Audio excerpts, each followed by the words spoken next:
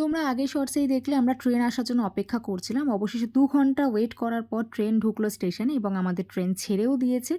আমাদের ডেস্টিনেশন ছিল পুরুলিয়া। হ্যাঁ, অবশেষে আজকে তোমাদের বলেই দিলাম যে আমি কোথায় ঘুরতে গেছিলাম বিকজ তোমরা খুব এক্সাইটেড ছিলে।